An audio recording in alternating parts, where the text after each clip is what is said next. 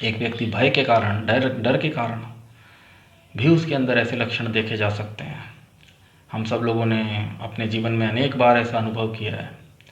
कभी किसी परीक्षा को हम देने जाते हैं और उस परीक्षा के अंदर हमारी अच्छी तैयारी नहीं होती है, तो हम भी भय के कारण कभी कभी हमारे भी हाथ इस प्रश्न का उत्तर क्या लिखें, यदि कोई ऐसा प्रश्न आ जाता है। हम सब लोगों ने जीवन में इसको अनुभव किया है। या कभी कभी विषम परिस्थितियों के अंदर, किसी दुर्घटना के अंदर हम सब लोगों ने भी, परंतु अर्जुन जी की जो ये स्थिति है यहाँ पर किसी हृदय की या मन की या मानसिक दुर्बलता के कारण, कमी के कारण नहीं हो रही। जो अर्जुन जी की यहाँ पर उनके अंग काँप रहे हैं, हाथ काँप रहे हैं, उनके अंग काँप रहे हैं, मुंह सूखा जा रहा है। सीदंती मम गात्राणि मुखम च परिशुष्यति। तो ये अर्जुन जी के ये जो लक्षण हैं वो दुर्बलता से नहीं, अर्जुन जी भली भांति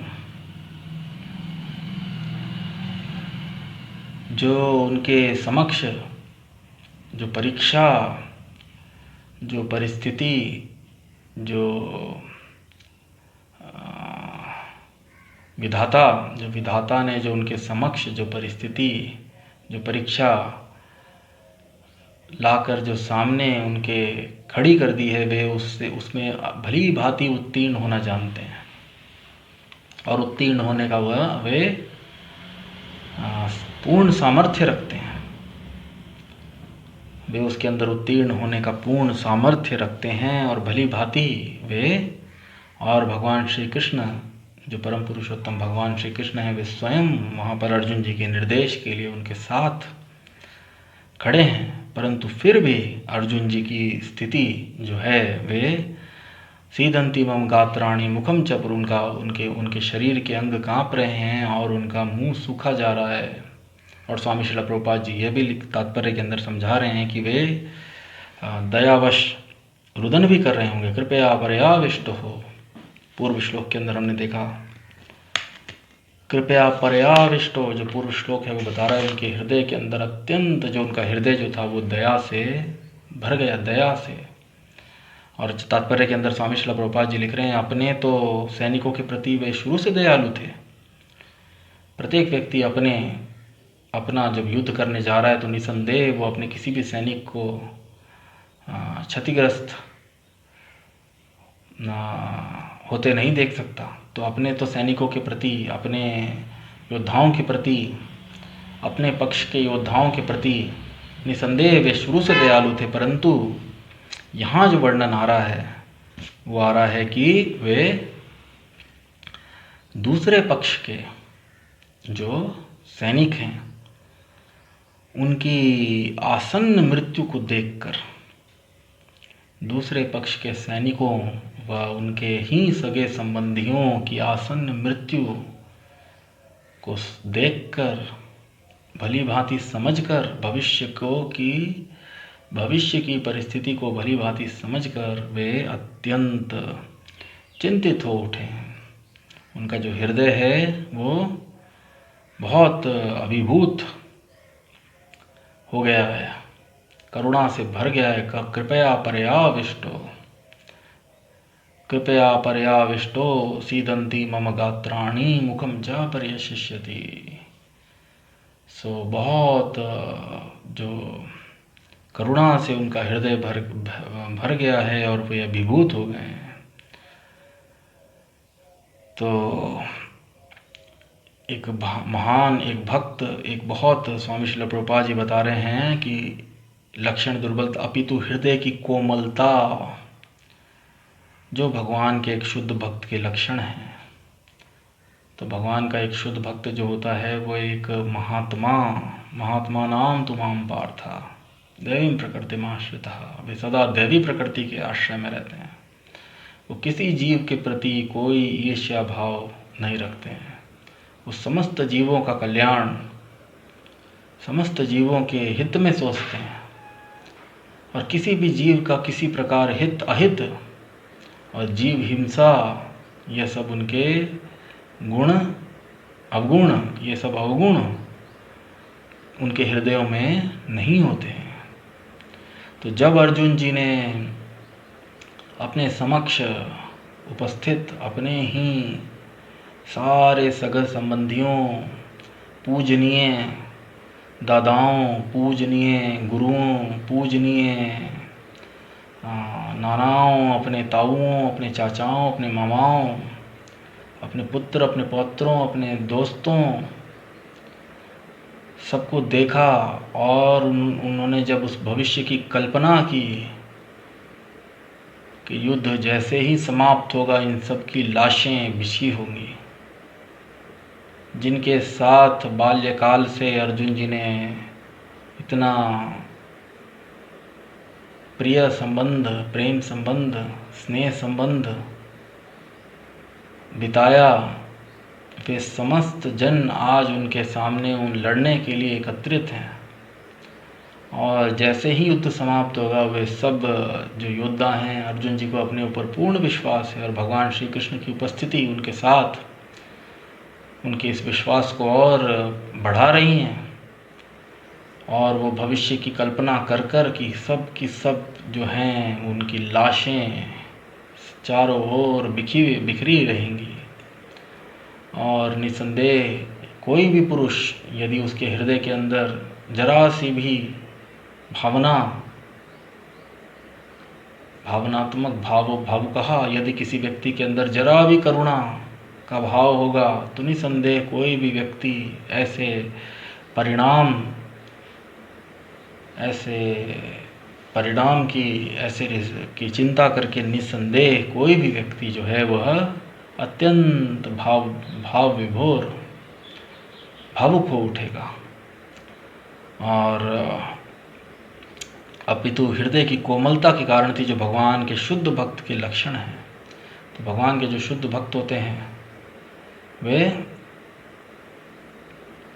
सर्वोपाधि विनिर्मुक्तम तत्परेत्वेन निर्मलम, वे हृदय से निर्मलम, हृदय से अत्यंत शुद्ध। इसी कारणवश भगवान स्वयं उनके हृदयों में वास करते हैं और हृदय रूपी गगन से वे सदा अपने भक्तों से निरंतर वार्तालाप करते रहते हैं। उन्हें ददामि बुद्धि योगम तम येन मामुपयान्ति ते। जो भगवान के शुद्ध भक्त भगवान की शरण लेते हैं, भगवान उनको सदैव हृदय की चैत्य गुरु की रूप में हृदय में विद्यमान परमात्मा स्वरूप भगवान उनको सदैव जो है सतमार्ग पर चलने के लिए, धर्म की राह पर चलने के लिए उनको बुद्धि, विवेक, जीवन की विषम परिस्थितियों को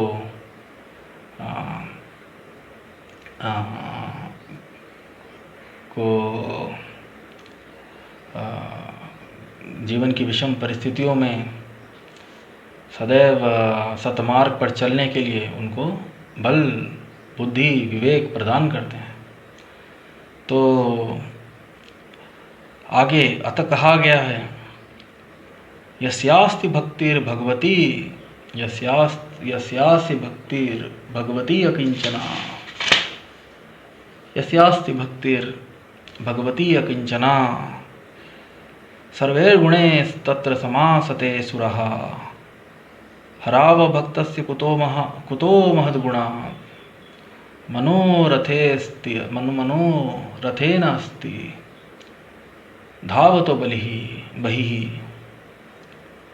यस्यास्ति भक्तिर्भगवती अकिंचना सर्वैर्गुणैस्तत्र तत्र समासते सुरः हराव भक्तस्य कुतो महद्गुणा मनोरथेनास्ति धावतो बहिः।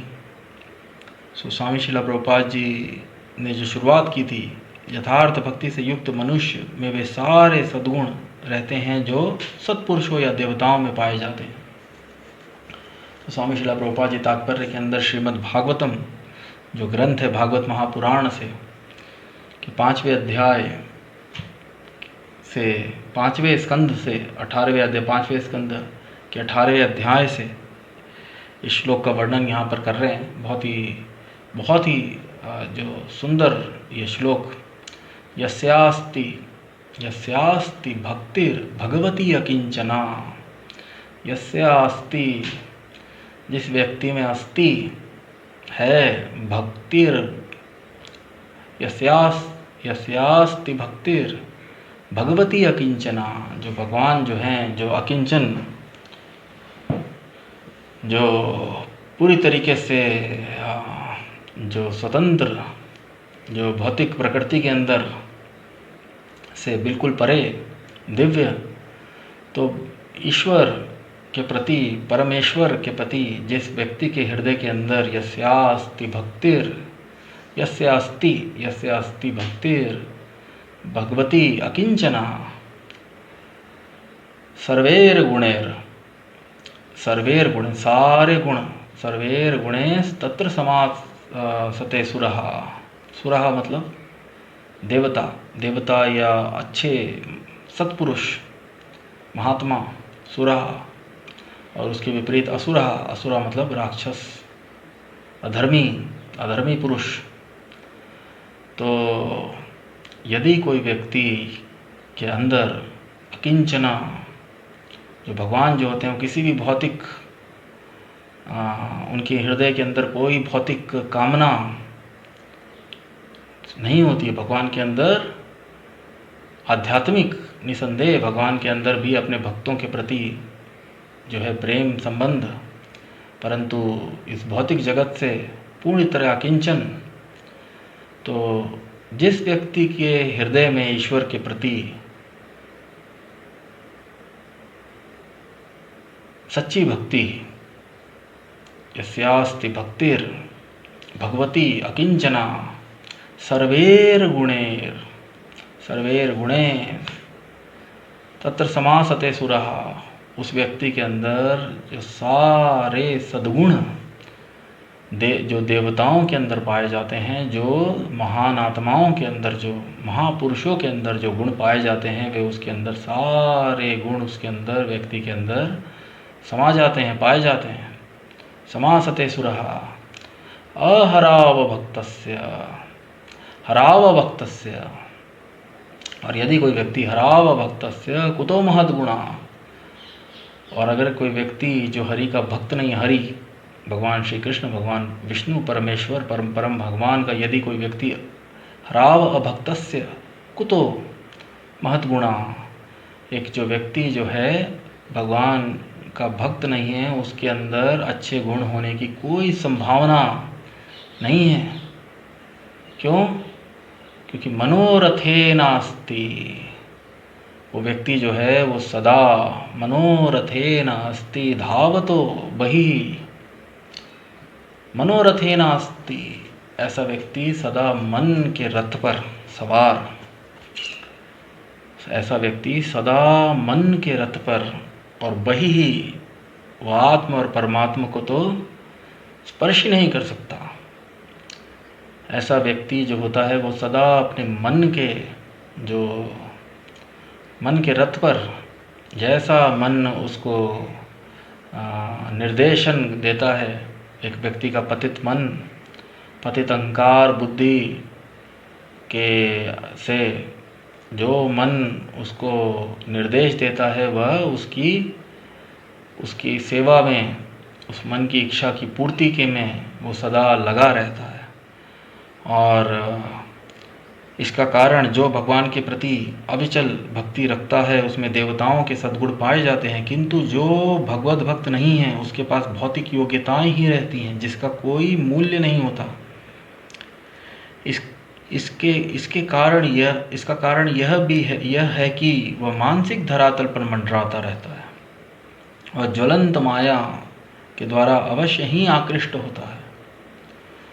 मनोरथे नास्ति धावतो बहिः, बाहर, एक्सटर्नल। तो भगवान की जो माया शक्ति जो है, भौतिक शक्ति के द्वारा वह निरंतर आकृष्ट होता रहता है। और एक बहुत अच्छा एक बहुत अच्छे वाक्य स्वामी श्रील प्रभुपाद जी सदैव अपने प्रवचनों के अंदर अनेक बार स्वामी श्रील प्रभुपाद जी बताते हैं। एक साधु, एक महात्मा के बारे में जो सदैव, जो नित्य प्रतिदिन एक नदी पर स्नान करने जाया करते थे। तो प्रतिदिन या अनेक बार अनेक दिन वो देखते थे कि एक जो बिच्छू है वो पानी के अंदर, नदी के तट पर वो पानी के अंदर उसको डूबता हुआ देखते थे। तो वो हर बार जब भी जो वहाँ पे स्नान करते हुए जब वो उसको ऐसा देखते थे तो वह उस बिच्छू को निकाल कर पानी से बाहर रख दिया करते थे। परंतु बिच्छू को जितनी बार उठाते थे तो बिच्छू की भी जो आदत होती है वह उस उन महान पुरुष को, जो साधु सन्यासी जो निरंतर उसको वहाँ पर स्नान उसको करने जाया करते थे, वो उनको बिच्छू जो था उनको काट लेता था।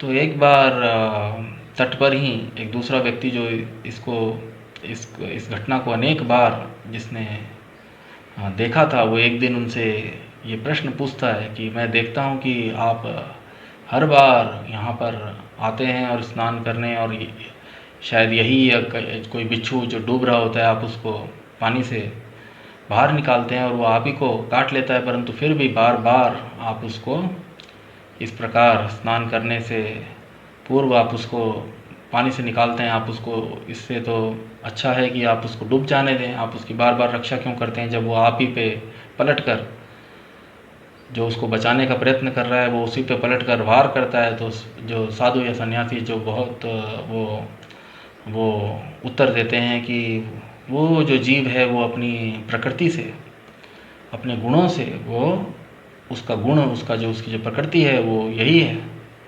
उसके समक्ष, उसके समीप कोई आता है तो वो उसको काट लेता है।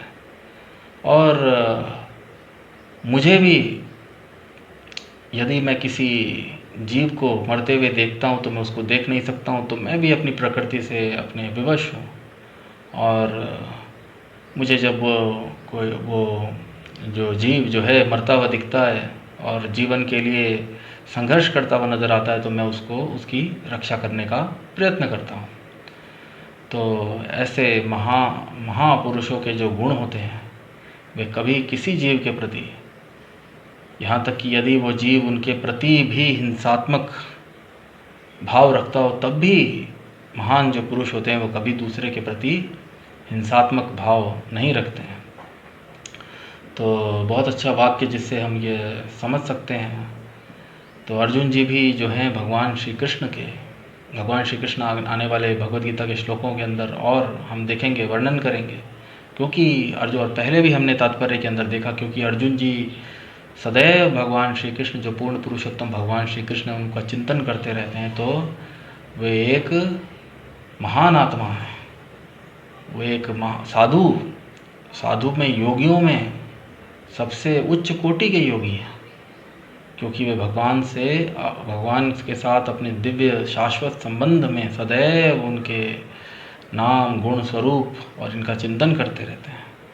तो इस कारणवश तो स्वामी श्रील प्रभुपाद जी एक गुरु साधु शास्त्र वाक्य स्वामी श्रील प्रभुपाद जी सदैव वर्णन करते हैं कि तीनों के जो वचन होते हैं, गुरु, साधु और शास्त्र, तीनों के वचन एक समान निष्कर्ष जो होता है, शास्त्रों का निचोड़, शास्त्रों का निष्कर्ष, और एक साधु जो होता है, जो एक सच्चा व्यक्ति, और गुरु, सदैव तीनों के जो वचन होते हैं वो एक समान होते हैं। एक समान गुरु, साधु, शास्त्र, वाक्य तीनों ते करे, तो तीनों के वचन, और यदि तीनों के अंदर यदि कोई, तो निसंदेह कोई ना कोई, स्वामी श्रील प्रभुपाद जी बताते हैं, कोई ना कोई गड़बड़ी है। तो और स्वामी श्रील प्रभुपाद जी की बहुत अच्छी, ये कोई भी बात स्वामी श्रील प्रभुपाद जी बोलते हैं, स्वामी श्रील प्रभुपाद जी उसका रेफरेंस शास्त्रों से उल्लेख अवश्य देते हैं कि वहाँ पर यह कहा गया है। तो बहुत अच्छा श्लोक, यस्यास्य भक्तिर् भगवती अकिंचना सर्वैर् गुणैस्तत्र समासते सुरः हरावभक्तस्य कुतो महद्गुणात् मनोरथेनास्ति धावतो बहिः। सो बहुत अच्छा श्लोक और बहुत अच्छा तात्पर्य, और हम सब लोग भी यहाँ से ये शिक्षा ले सकते हैं। हम सब लोग यहाँ से प्रेरणा ले सकते हैं कि यदि हमारे हृदय में भी ईश्वर के प्रति जरा सी भी शुद्ध भक्ति जागृत हो सके। ईश्वर के प्रति भक्ति जो है समस्त जीव के हृदय में पहले से विद्यमान है, यदि वो जागृत हो सके। श्रवण आदि शुद्ध चित्त करे उदय, श्रवण आदि शुद्ध चित्त करे उदय। तो हम ये जो श्रवण कर रहे हैं, जो हम स्वामी श्रील प्रभुपाद जी की पुस्तकों से कृष्ण कथा का जो श्रवण कर रहे हैं, स्वामी श्रील प्रभुपाद जी के तात्पर्यों का जो श्रवण कर रहे हैं, श्रवण आदि शुद्ध चित्त, हरे कृष्ण महामंत्र का जो हम जप करके हरे कृष्ण कृष्ण कृष्ण हरे हरे, हरे राम राम राम हरे हरे, जो प्रतिदिन हम श्रवण करते हैं, तो श्रवण आदि शुद्ध चित्त करे उदय। तो हमारा भी शुद्ध चित्त यदि उदय हो सके तो हम अपने और दूसरों के लिए के अच्छे के शाश्वत अच्छे के बारे में हम अपने भी भले और दूसरों के, यही जैसा कि निर्देश चैतन्य महाप्रभु ने कहा है, जन्म सार्थक करी करो परोपकार। हम स्वयं अपना जन्म सार्थक करके परोपकार की भावना भी हमारे हृदय के अंदर जागृत हो सकती है, और हम अपने सगे संबंधी, मिलने वाले और संसार के अनेक जीवों के कल्याण के बारे में भी हम सब लोग सोच सकते हैं, जैसा कि प्रयत्न चैतन्य भगवान श्री चैतन्य महाप्रभु ने किया, जैसा स्वामी श्रील प्रभुपाद जी ने किया। वह अनेक महात्मा, अनेक संत सदैव जन कल्याण और परजीवों के भी उत्थान, अपने साथ साथ परजीवों के भी उत्थान की कामना कल्पना करते हैं। तो निसंदेह ऐसे सद्गुण हमारे हृदय में भी वास्तविक करुणा प्रत्येक जीव के प्रति, अपने सगे संबंधियों के प्रति वास्तविक करुणा। हम सब इस संसार के अंदर निरंतर माया द्वारा अपने पूर्व प्रारब्धों, आदि दैविक आदि भौतिक आध्यात्मिक दुखों के द्वारा सदैव ग्रसित रहते हैं, और हमारा मन कभी भी शांति, सुख और शांति, सच्चे सुख और शांति को प्राप्त नहीं कर पाता है। भौतिक संसार के अंदर समस्त जीव, और अंततः हम सब लोग मृत्यु को प्राप्त कर पुनः नया देह धारण कर वापस से पुनः उसी घटना, उसी क्रम में, उसी चक्र में पुनः फंस जाते हैं, जन्म मृत्यु जरा व्याधि। और जो ये जगत है जिसका वर्णन शास्त्रों में आता है, दुखालयम अशाश्वतम, इससे हम मुक्ति पाकर अपने शाश्वत धाम, भगवान के धाम, अपने शाश्वत जगत, अपने शाश्वत स्वरूप से पूरी तरीके से पूरी तरह से भूलकर हम सदैव यहाँ पर संघर्ष भरे जीवन को जीते रहते हैं। तो यदि इस श्रवण के माध्यम से हम सब लोग प्रेरणा लें कि यदि इस श्रवण के माध्यम से हमारे हृदय के अंदर भी शुद्ध भक्ति का संचार हो सके, तो हमारा मनुष्य जन्म सार्थक हो सकता है। तो 3 श्लोकों पर हमने अध्ययन किया, थोड़ी बहुत वार्तालाप की। 26वां, 27वां और 28वां।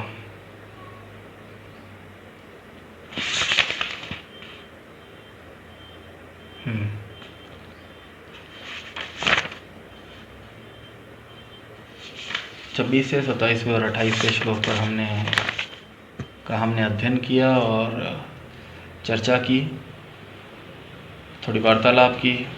तो आने वाले सेशन में हम और श्लोकों को लेकर थोड़ा और उनको समझने का प्रयत्न करेंगे, स्वामी श्रील प्रभुपाद जी के तात्पर्यों को श्रवण करके,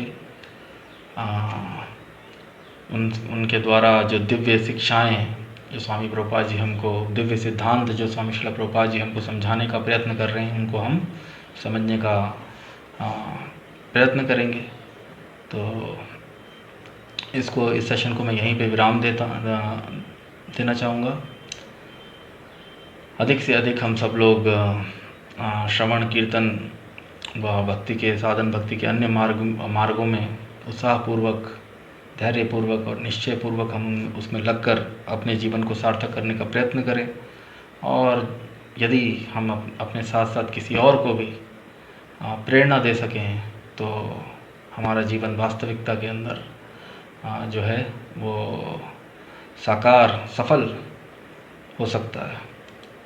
तो ग्रंथराज श्रीमद् भगवद गीता की जय। जय विष्णुपाद परमहंस परिव्रज विचार्य श्रीष्म स्वांगे सभा चरणार बिंद भक्ति वेदांत स्वामी श्री प्रभुपाद जी की जय। श्री चैतन्य महाप्रभु की जय। हरे कृष्ण महामंत्र की जय। निताई गौर प्रेमानंदे। हरि हरि बोल। हरे कृष्णा।